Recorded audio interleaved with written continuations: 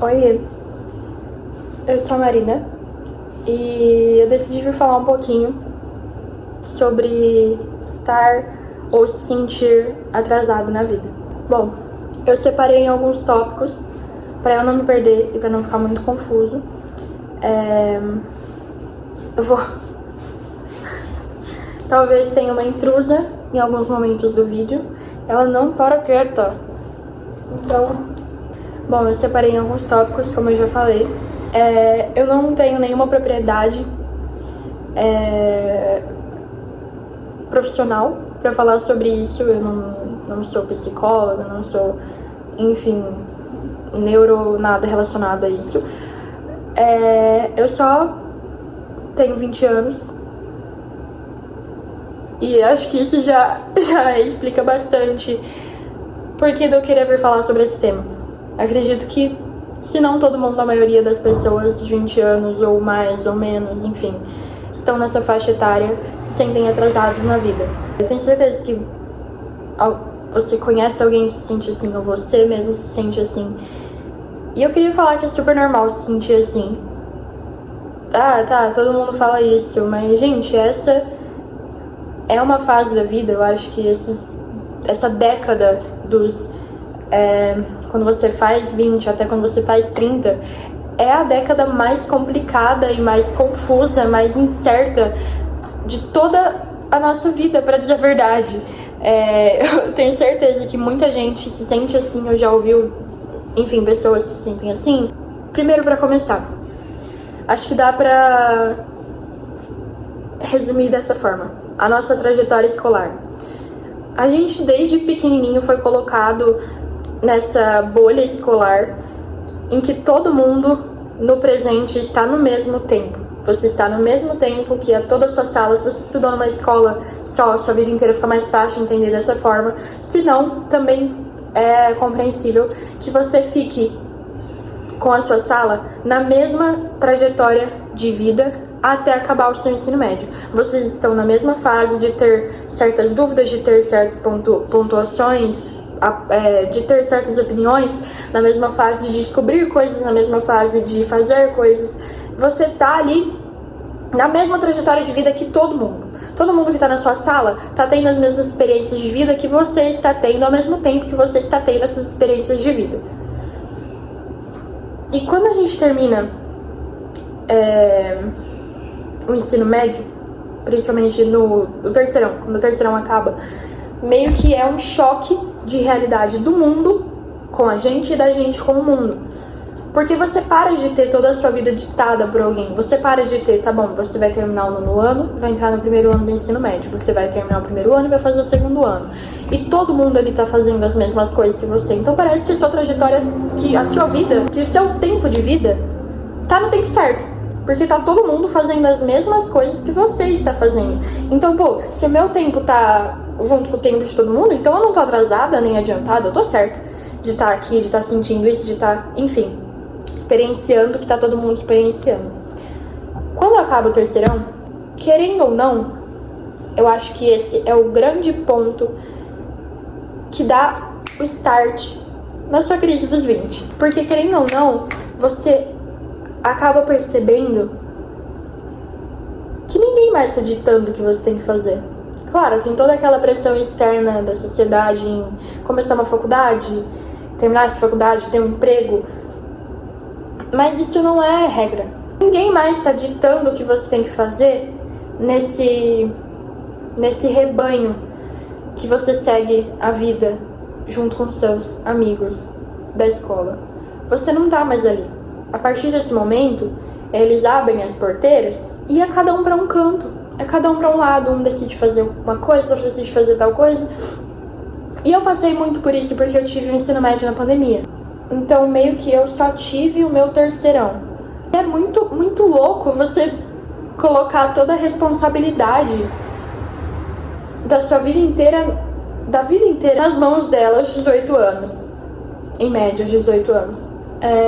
Você coloca todo o peso de uma vida inteira na mão e fala assim: escolhe o que você vai fazer pro resto da sua vida. E vai, seja feliz. E espera que a gente não cometa erros gigantescos esperar que a gente cometa erros gigantescos. A gente ainda não conseguiu começar a segurar nas rédeas pra falar, tá, essa é a minha vida, eu vou fazer isso. Eu sinto que é o momento que, se você não começou antes, você vai ter que começar a sua jornada de autoconhecimento, você vai ter que entender o que eu gosto, o que eu quero estudar, o que eu tenho vontade de estudar, ou o que eu sei que vai me dar um bom retorno financeiro, ou o que eu sei que eu vou conseguir fazer com as condições que eu tenho hoje. Querendo ou não, é o momento, e aqui a gente já tá indo pro tópico 4, é o momento que você começa a criar a sua própria trajetória. É o primeiro momento que sozinho, sem ninguém ditar o seu próximo passo pelo cronograma escolar, você vai ter que criar a sua própria trajetória. O começo, e falam que são os anos mais importantes, eu não vejo assim, eu vejo como os anos mais difíceis, eu vejo como os anos que vão ditar realmente quem você vai ser no futuro, mas é ainda um tempo de muito aprendizado. Eu acho impossível que você já tenha aprendido tudo que você tinha que aprender aos 18 e a partir daí você só vai deslanchar a sua vida e ser super bem sucedido. Eu acho que pelo contrário, sua vida vai ser, se não um limbo, vai ser um momento de muita batalha, muita luta, você vai cair muito, você vai se ralar muito. Só que não no modo literal, como quando criança, agora mais metaforicamente, você vai ter que se ralar muito pra aprender como você vai querer seguir a sua vida daqui pra frente, como você vai querer lidar com todas as adversidades daqui pra frente. E eu acho que esse é o ponto principal de quando começa a autocomparação, que é o título desse vídeo. Eu estou atrasada na minha própria vida. Eu vou falar da minha experiência pra ter uma exemplificação do que eu tô tentando falar pra não ficar tão complexo. Eu vou entrar no meu 3º ano de cursinho esse ano, então eu já faço 2 anos de cursinho. E todos os meus amigos do ensino médio, eles foram fazer faculdades particulares ou, enfim, passaram nos seus cursos. São pouquíssimos mesmo, que estão em cursinho. E desde então eu tenho sentido algo que chega a ser até desconfortável toda vez que eu saio com eles ou com algum deles e eles falam, enfim, de faculdade. É muito complicado esse momento, porque é aí quando bate o senso de realidade do que eu falei. Você não tá mais na mesma trajetória dele ou dela. Você não tá mais experienciando as mesmas experiências no mesmo tempo. O seu tempo de vida é diferente do tempo de vida deles. E é aí que entra a compreensão de que eu não posso comparar o meu tempo de vida, nem a minha vida, com a vida de outra pessoa, porque são vidas diferentes. Parece até meio óbvio, mas é algo que tem que ser pensado e tem que ser comentado, porque senão a gente acaba enlouquecendo com isso. Não é só porque seu amigo X está terminando a faculdade que você tem que estar terminando a faculdade, porque o seu amigo X está vivendo o tempo de vida dele. O seu tempo de vida não é o mesmo do seu amigo. Essa autocomparação, essa comparação com a vida alheia, com a vida do outro, e é o momento em que você começa a se sentir atrasado na sua própria vida. Só que isso é descabido. Isso não é algo que deve ser analisado por essa óptica. É algo que deve ser analisado por outras lentes. Você tá seguindo o seu tempo de vida e você tem que confiar no seu tempo de vida. Porque eu me comparar com a vida do outro não faz sentido algum. Eu não tô vivendo a vida do outro e o outro não tá vivendo a minha vida. Eu não vou viver o futuro do outro e o outro não vai viver o meu futuro. Você tem que se comparar com o seu eu do passado. Ele é o único capaz de mudar você agora. Seu amigo não é capaz. Eu não sou capaz de mudar ele. A única forma disso fazer sentido é se você olhar para o passado e falar, tá, eu sou uma pessoa muito melhor, eu sou uma pessoa muito mais compreensiva, muito mais paciente, muito mais atenciosa e muito mais focada no meu objetivo futuro do que eu era há 2 anos atrás. E essa é a única forma de fazer isso fazer sentido. Porque, como eu disse, você não vai viver a vida dele e ele não vai viver a sua vida. Mas, enfim, é um assunto muito complexo e é um assunto que exige muito mais enfoque realmente no seu autoconhecimento, na sua preocupação consigo mesmo, porque querendo ou não, você vai ter você pro resto da vida. Então eu acho muito importante ter paciência consigo mesmo.